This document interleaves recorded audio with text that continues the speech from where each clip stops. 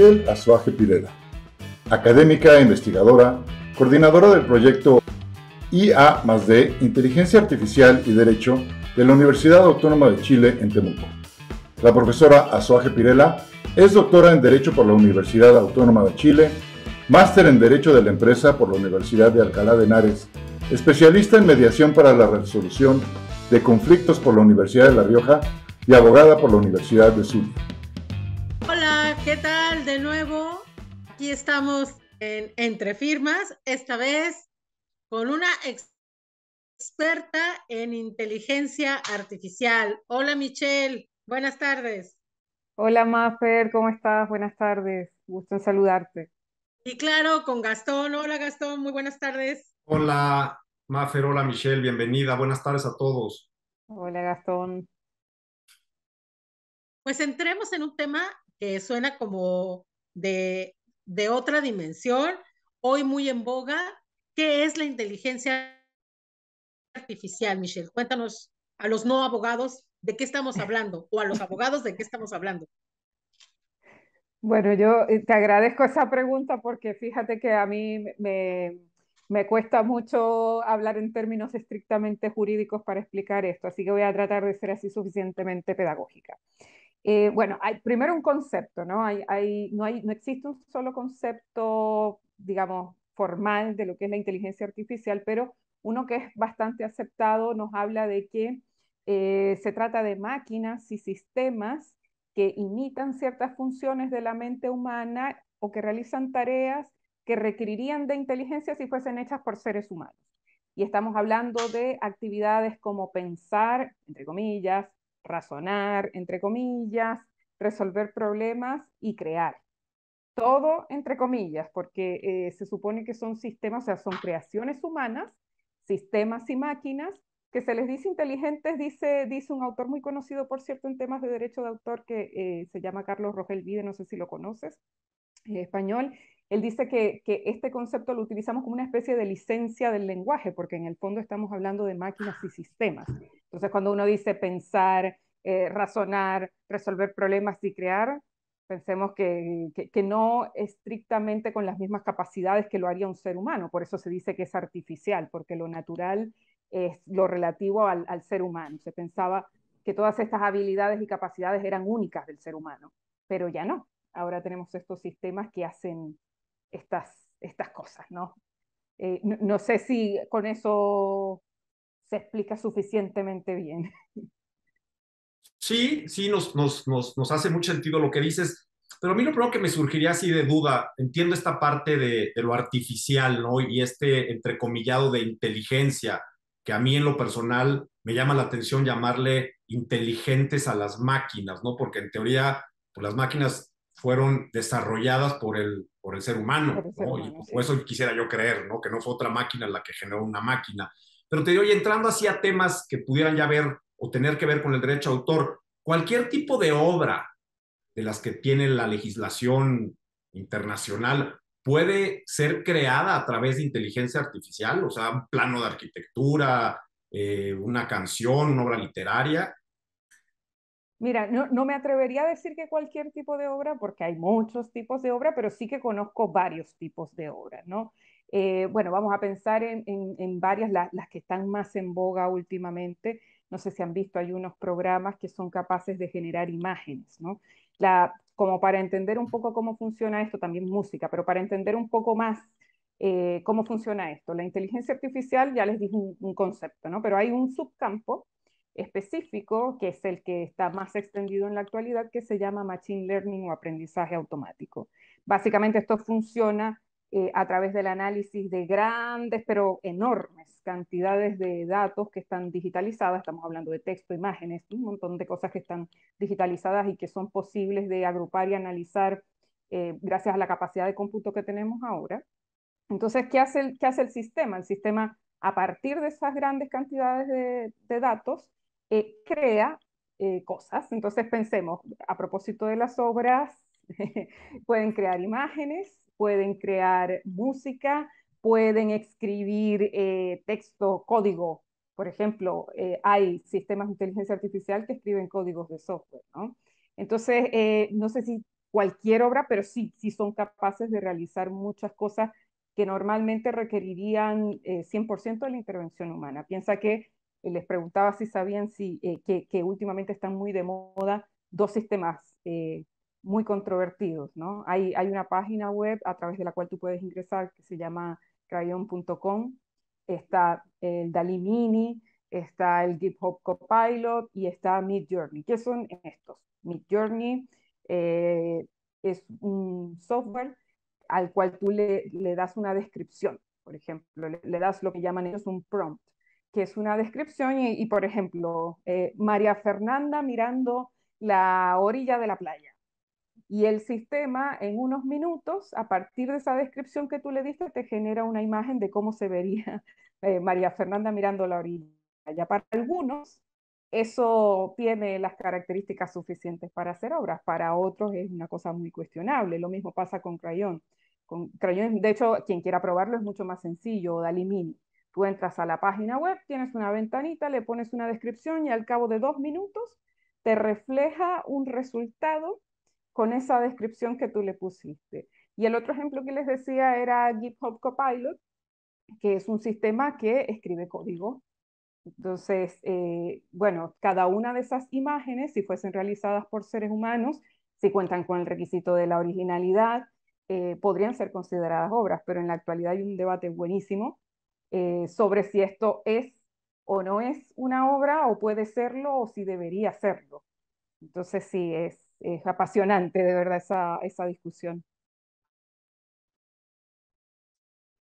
Adelante, Marifer. Y yo quisiera justo llegar a ese punto, Michelle. Es decir, lo que se crea a partir de inteligencia artificial se puede considerar una obra como tal. Si yo me imagino que para Marifer mirando la playa, tuviste que haberle cargado información de una fotografía de Marifer, porque si no, ¿de dónde la tomó, no? Y fotografía de lo que es una playa para que pueda reproducirla. Eso se puede considerar una obra en los términos en los que normalmente hablamos de obras artísticas o obras literarias. ¿Puede ser eso? Mira, esa es la pregunta del millón, porque en principio no, o depende. Eso es una respuesta muy de abogado, no, depende, porque en sí mismo y como punto de partida para que exista una obra, a lo mejor ya lo han hablado en el programa, vamos a recordarlo para quienes no son abogados, para que exista una obra normalmente el derecho pide que haya un autor y que haya una creación original que sea o que tenga, decimos los románticos del derecho de autor, la impronta personal de su autor. Entonces, esa impronta personal requiere de un esfuerzo creativo de su autor y ese autor además muchas legislaciones piden que sea una persona natural. Entonces, una de las grandes discusiones que tenemos en la actualidad es si no existe una intervención humana que sea lo suficientemente relevante como para dar esta protección que nos otorga el derecho de autor, debemos proteger esto. Entonces, claro, ahí, por ejemplo, en la Organización Mundial de la Propiedad Intelectual en los últimos años ha habido una serie de conversaciones para ver qué hacemos con esto. Y ahí lo que se ha determinado es, bueno, que hay unas obras que son totalmente generadas por la inteligencia artificial, autónomamente generadas por la inteligencia artificial, dicen algunos, y en estos casos no hay una intervención humana relevante, por lo tanto no habría un derecho de autor propiamente tal. En la mayoría de los casos ahí, al no haber un ser humano considerado autor, no tendríamos derecho. Pero hay otros casos en los que la inteligencia artificial no realiza, entre comillas, todo el trabajo, sino que sí hay una serie de decisiones creativas que toma una persona, un ser humano. Entonces, en esos casos en donde esas decisiones creativas que toma el ser humano se puedan ver, allí podría haber alguna obra. Podríamos tener, en consecuencia, el nacimiento del derecho de autor, porque el derecho de autor surge desde el momento mismo, al menos en nuestro sistema, desde el momento mismo en que se crea una obra. El detalle está en eso, en que una característica que no les he mencionado de la inteligencia artificial es que son sistemas autónomos y que se pueden adaptar y tomar, como les decía, decisiones, entre comillas. Pero ¿qué significa esto? Tú bien decías, Mafer, que hay alguien que efectivamente escoge los datos. Hay alguien que escribe el prompt. Sí hay cierta intervención humana. La pregunta es, bueno, ¿y es suficientemente relevante y eso es creatividad? Hay quienes dicen que hay una nueva forma de creatividad, que es la creatividad computacional. Entonces, que ese trabajo previo que hacen seres humanos para que la máquina arroje un resultado debería ser protegido, aunque no sea derecho de autor. Y hay otros que dicen que sí, que tiene que haber un derecho de autor. La verdad es que yo, yo he dado algunas opiniones al respecto, pero creo que es, esas alternativas que yo he buscado, digamos, en los estudios que he hecho, es porque, como bien lo decía Gastón, estos son máquinas, son sistemas. Entonces, sí se requiere, al menos en el estado actual de su desarrollo, de algunas intervenciones humanas. Lo que yo sí no he hecho es que aquellas que Michelle, son... déjanos ir al corte y Dale. continuamos hablando de qué tanta autoría hay en la inteligencia artificial.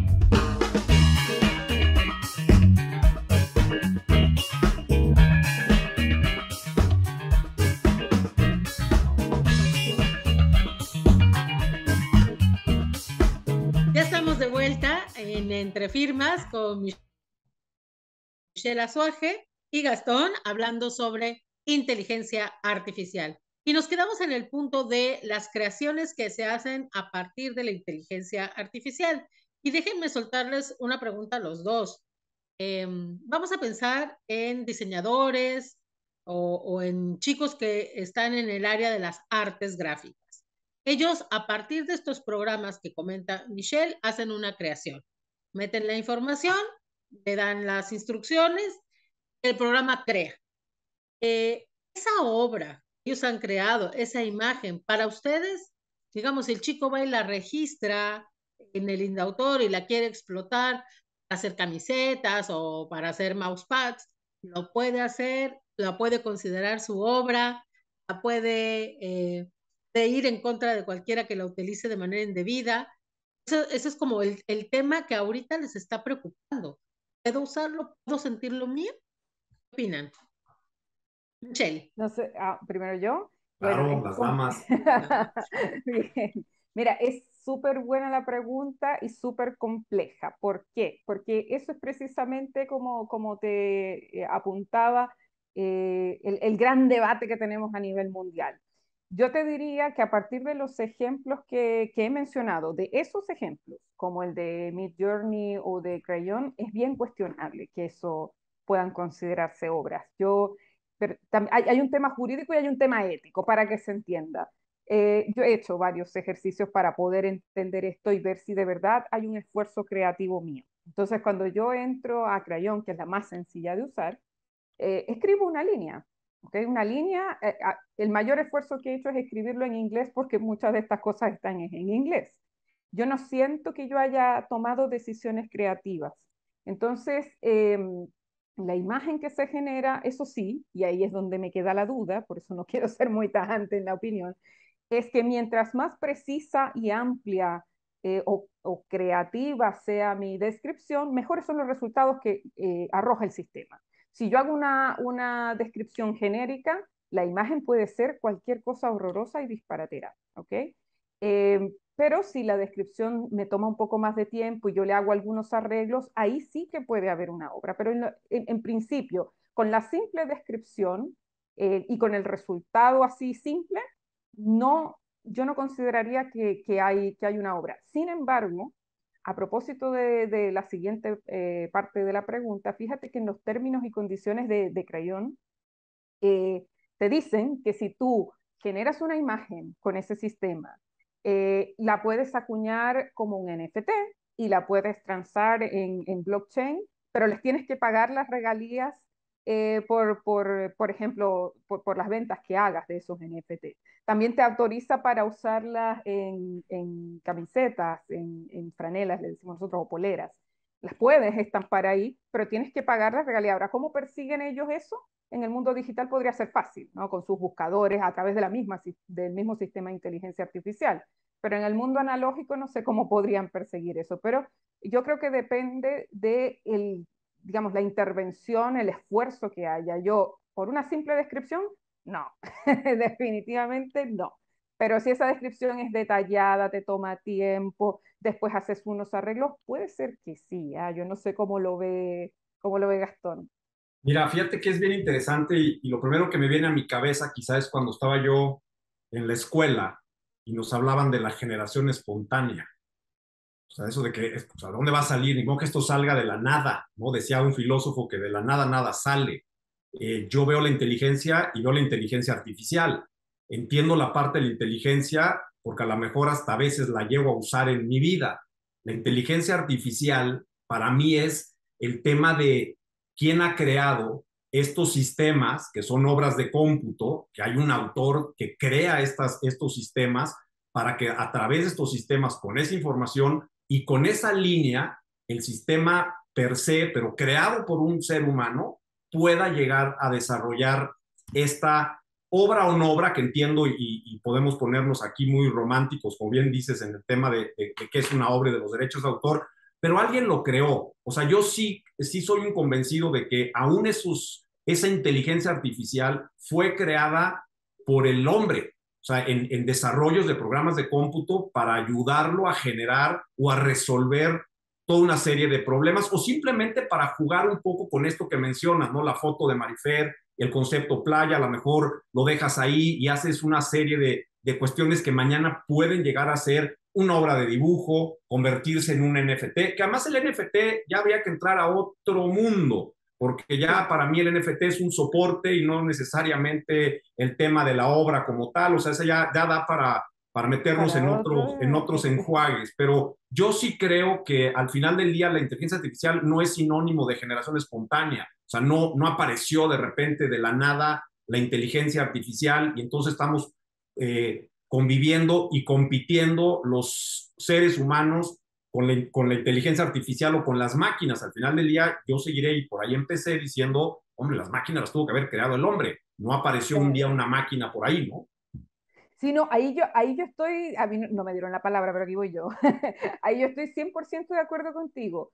Pero fíjate que la cosa es, como los abogados tenemos que categorizar historias y tenemos un derecho en vigor y tenemos unos principios del derecho de autor, cuesta mucho que en nuestro sector se reconozca como obras y si no, primero si no se entiende, porque el problema que suele haber con el tema de la inteligencia artificial es lo que tú bien dices, que no se entiende que hay un ser humano detrás.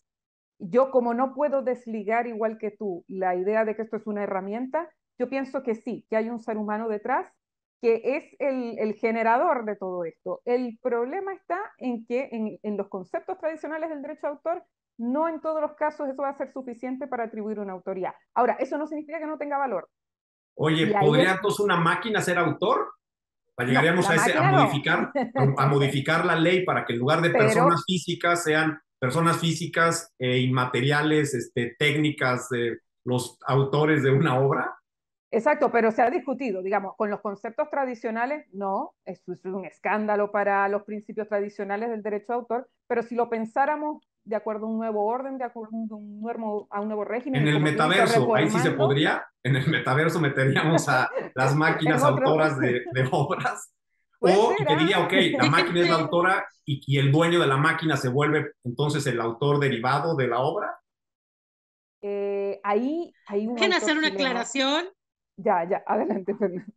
déjenme hacer una aclaración para el público. A ver, no confundamos lo que se conocen como actualmente como artes visuales, ¿no? O herramientas para la creación de arte visual, como puede ser el airbrushing, o puede ser la animación 3D, o puede ser el pixel art, con la inteligencia artificial, Claro. Sí, porque claro. en el otro son nuevos programas que lo que permiten es crear obra, como dice Gastón, en un soporte distinto. Entonces, hay muchos jóvenes artistas que están incursionando en arte digital, ¿no? Entonces, no confundamos. Arte digital es obra, hay creación, hay, como dijo Sí, es su Michelle, soporte. impronta, hay Sí, hay está un puesta el alma esfuerzo, del autor en claro. la creación, ¿no?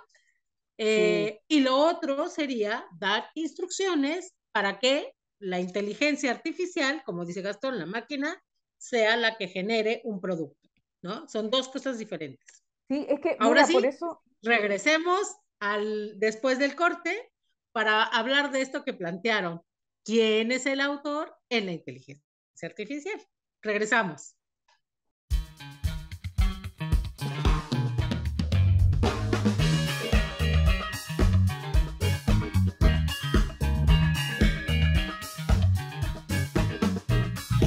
Entonces, Michelle, ¿quién es el autor? O sea, la máquina, la persona física, a quién le atribuimos eso? ¿Al dueño de la máquina como un titular derivado porque es el dueño de la máquina que creó? mira, hay opiniones varias, ¿no? Hay varios criterios. Bueno, como punto de partida, de acuerdo a la legislación actual, si no hay una persona humana a la que se le pueda atribuir ese esfuerzo creativo, generador de lo que llamaríamos obra, no existe, digamos, el derecho de autor. Pero hay criterios como para cambiar eso, ¿no? Como para ver cuáles podrían ser los esfuerzos creativos en este nuevo mundo, digamos. Entonces podría ser el programador, podría ser el usuario, podría ser el dueño del sistema. Hay criterios varios. Hay un criterio que me gusta mucho que es del profesor Carlos Amunátegui Perelló, un profesor chileno, que él dice que, por ejemplo, como vemos los abogados en derecho civil, existe una teoría de los frutos, ¿no? Entonces, si tu sistema genera algo, tú deberías poder tenerlo por ser el dueño del sistema, por ejemplo. Y se han planteado varias cosas, pero el detalle está en que la legislación actualmente no permite que si no hay un creador humano, sea el propio sistema el autor, aunque se ha planteado, ¿ah?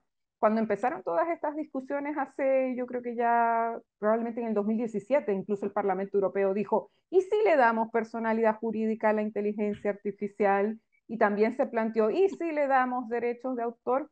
Pero jurídicamente, yo sé que muchas personas que nos ven no son abogados, para ser autor hay que ser persona para el mundo del derecho.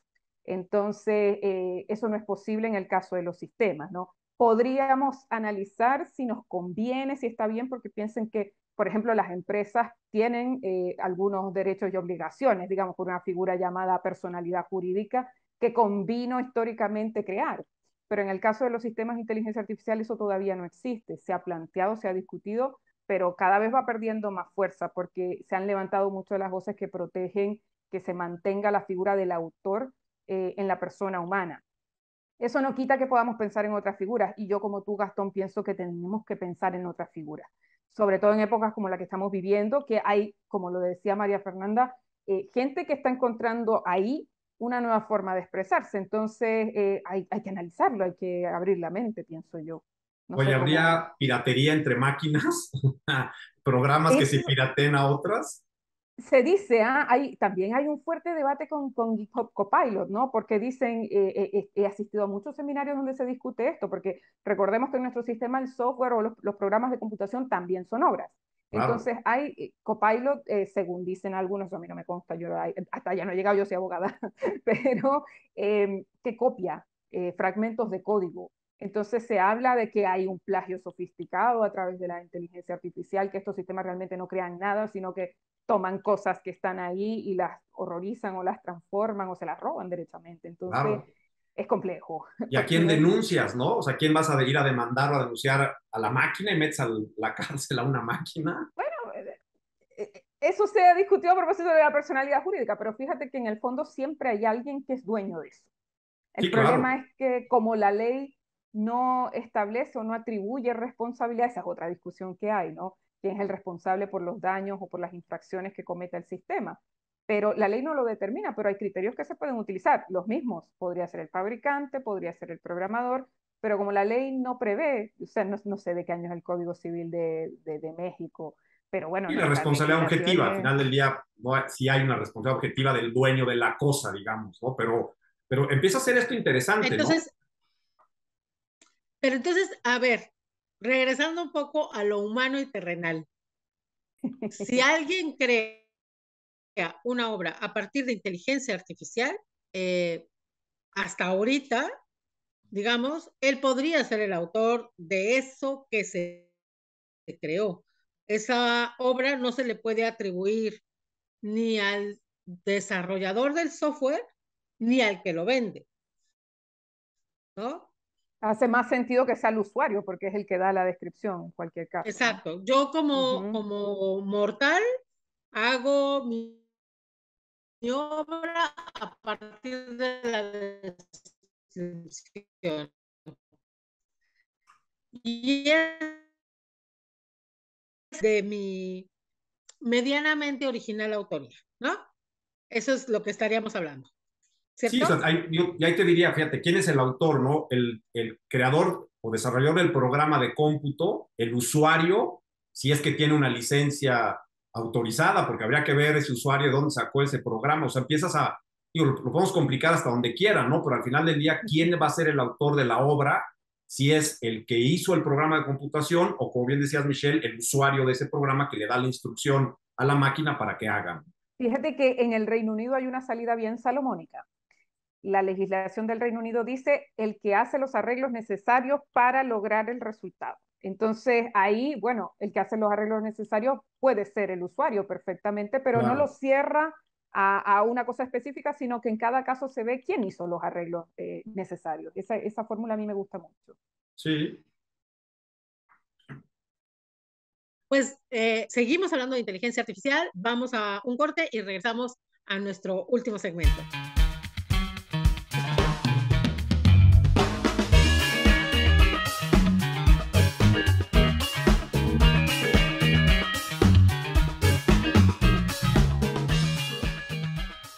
Sí, no, bueno, nos quedábamos en la idea de, bueno, ¿y qué hacemos con eso? ¿No? ¿Qué hacemos en la actualidad con estas creaciones? Más allá del debate teórico, del debate entre profesores, porque hemos tenido unos debates muy buenos, la realidad es que hay gente que está creando cosas. O sea, esto ya está pasando y como te decía, ya las empresas están poniendo sus términos y en sus licencias, están negociando, quieren sacar algún beneficio de eso. Entonces, más allá del escándalo, sería interesante ver qué vamos a hacer en la práctica, ¿no? Si alguien se presenta a querer registrarlo, bueno, ¿se lo van a registrar o no se lo van a registrar? Eso sería lo interesante. Yo no lo he intentado. Yo he hecho muchas imágenes para fines educativos, las tengo impresas en poleras también, no las he comercializado, pero yo sé que ahí hay una oportunidad interesante. Entonces, ¿qué vamos a hacer? No sé, Gastón, si alguien, aquí yo me robé la moderación, le pregunto a Gastón, ¿qué No, pasa no, si alguien... es, es- mira, yo te diría que es lo primero que me viene, digamos, con el sistema tradicional y con el que hemos manejado a lo largo del tiempo que llevamos como abogados. A mí llega alguien a decirme, oye, o quiero registrar esta obra que he creado a través de este programa que es inteligencia artificial. Yo voy a ver, o por lo menos yo haré un juicio de qué tipo de obra puede ser, si es una obra de dibujo, si es una obra audiovisual, si es una obra musical, e independientemente de la forma de creación, o sea, de cómo llegó a crearla, al final del día ya hay una creación que tendríamos, yo pensaría que sí habría que registrarla o intentar el registro a través del catálogo de obras que contemple la legislación del país en el que esté el cliente que te estuviera haciendo esa pregunta, porque no me angustia ahorita tanto que se haya generado a través de esta instrucción, como dices, o una línea y con dos o tres palabras y que la máquina genere un dibujo. Al final del día, ese dibujo es generado porque tú echaste a andar a la máquina para que hiciera ese dibujo y el resultado, que es un dibujo que te lo adjudicas tú, vas a derechos de autor y en todo caso, por no ser México, el nombre de la persona que aparece en el certificado, pues es el autor. Y quien considere que no es ese autor, pues tendrá que iniciar por las vías administrativas y judiciales y acreditar pues que él es el autor y no esa persona que se lo adjudicó. A la máquina lo veo muy complicado que llegue a tratarse de adjudicar la autoría y alguien más que en Sí. todo caso pudiera ser el creador del programa, pero como es un programa de cómputo que entiendo, a lo mejor te lo licenciaron o lo adquieres y tienes licencia, pues se vuelve una herramienta. Entonces ahí hay una complejidad, sí tecnológica, pero a lo mejor hoy todavía jurídica la podemos salvar con lo que la ley tiene hoy como obra y como procedimiento de registro. Claro, es que ahí viene muy bien el ejemplo que daba María Fernanda, que es que, en definitiva, si uno entiende que esto es una herramienta que es comandada por alguien, efectivamente tiene sentido lo que tú dices, ¿no? Nada sale de la nada. O sea, el sistema fue creado por alguien, alguien, llámese usuario, le dio una instrucción y obtuvo un resultado. ¿Quién se va a quejar al respecto? En el mundo analógico es poco probable que eso pase. Como te decía, puede ser que en el mundo digital, si tú intentas hacer algo, hay sistemas de inteligencia artificial que detectan usos indebidos de las obras, ¿no? Entonces puede ser que Claro. ahí tengas un problema, pero nuestra legislación de derecho a autor normalmente lo que hace es reconocer, digamos, la existencia de la obra, pero el derecho surge desde el momento mismo de la creación. Entonces, tiene asidero lo que tú dices, pero no es la respuesta más frecuente. ¿Ah? Hay mucho No. romanticismo por una parte, recelo por otra, temor. Hay personas que se han tomado esta discusión muy a pecho y han dicho que estos sistemas vienen a destruir a los autores. Yo no lo veo de ese modo, yo pienso que eso es una nueva alternativa para una nueva generación que está buscando otras formas de crear, que no va para nada, pienso yo a lo mejor muy inocentemente, pero que no va para nada en contra de otras formas de creación. Es decir, los que son escritores Oye, seguirán y otra siendo que dices, escritores. claro, que dices que viene a destruir, yo te diría, a lo mejor no viene a sustituir. Y mira, esos temores y leyendas urbanas del robocalipsis, yo lo llamo el robocalipsis, eso he leído, porque no he vivido todas las generaciones de los seres humanos, pero he leído que se repite siempre, ese temor se repite siempre que hay una revolución tecnológica, digamos, ¿no? Siempre hay ese temor y muchas veces es porque se piensa que las herramientas son capaces de hacer mucho más de lo que realmente hacen, como por ejemplo pasa ahora con la inteligencia artificial, o sea, en este momento, eso no lo dije en el concepto, son tantas cosas, pero lo que existe es la llamada inteligencia artificial débil. Y eso explica mucho tu punto de vista, Gastón, que es que el sistema es programado por alguien para hacer tareas específicas y no tiene una verdadera inteligencia como la humana, tan compleja como la humana, que es multitarea. Entonces, eso de que nos vayan a reemplazar, bueno, mira, en algunos sectores industriales puede ser que se reemplacen ciertos oficios, pero uno, no creo en el robocalipsis. Y dos, en estos días conversaba con un experto, digamos, ingeniero, yo soy abogada, que me decía que la inteligencia artificial deberíamos verla no como alguien que nos va a destruir, sino como una aliada, como un complemento, que nos dejaría mucho más tiempo libre para hacer cosas que nos gustan, ¿no? Se llama Ricardo Baeza Yates, él. Conversábamos con él al respecto. Entonces él decía, imagínate, la gente que está temiendo eso, yo creo que tendría más tiempo libre para hacer pintura, poesía, porque una mente despejada es capaz de crear, y estamos preocupados por el eventual robocalipsis, que yo también creo que no, y espero que no vaya a llegar. Pero es la herencia de la ciencia ficción, Es, yo creo. es, Michelle, para efectos prácticos, es como hacer un pastel con batidora en vez de tener que batir los huevos, ¿no? Mira, yo lo veo así, es que a mí me cuesta verlo de otro modo. Y lo que pasa es que las confusiones se dan también porque en los inicios de estas discusiones, si tú lees, los autores dicen, es que la inteligencia artificial es algo más que una herramienta. No, pues no es algo más que una herramienta, es una herramienta. Y mira que yo soy de las pocas que decía eso al inicio. Y yo lo entendí con mayor precisión y siempre cuento esto, perdón si alguien me ha visto en otro lado, yo lo entendí cuando fui a una feria de robótica avanzada. No es sinónimo inteligencia artificial y robótica, pero hay robots inteligentes, hay robots que tienen estos sistemas, ¿no? Entonces estaba esa discusión, el boom de la discusión de la personalidad jurídica para los robots. Y voy yo a esta feria pensando, oh, personalidad jurídica, vamos a ver.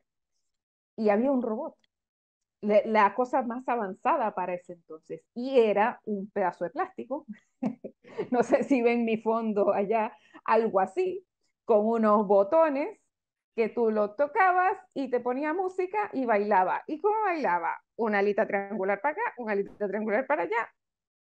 Imagínate que tú le des personalidad jurídica a un objeto con sensores y plástico. De eso estamos hablando. Aunque a veces son tangibles, son corpóreos, otras veces no, es un sistema. Entonces, puede ser que por lo que los abogados llamamos ficciones del derecho, eso convenga, pero yo creo que no es necesario y que además confunde.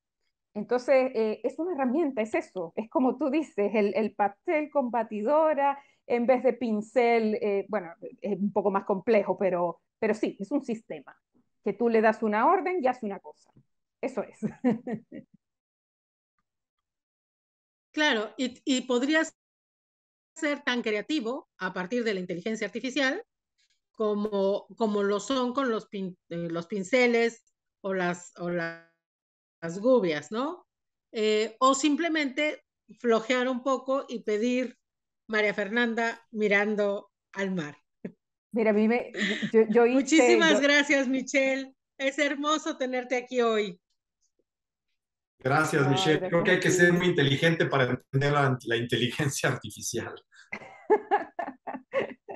Gracias a ustedes, gracias Fernanda, gracias Gastón. Espero que podamos tenerte en otra ocasión para hablar ahora de otros temas también de tecnología, como puede ser el famosísimo metaverso, ¿no? Y los NFTs. Próxima frontera. Claro, claro que sí, cuando quieran. Gastón, como siempre, un placer compartir contigo este espacio. Muchas gracias, Marifer. Igualmente un placer para mí. Michelle, muchísimas gracias. Un honor. Gracias Gastón, gracias María Fernanda, nos vemos. Nos vemos en cualquier otro momento. Por favor, no se pierdan este programa. El que sigue, síganos, háganos promoción, inviten a la gente a que nos vea. Este programa lo estamos haciendo para ustedes, a hablar de derechos de autor para no abogados. Gracias, hasta la próxima.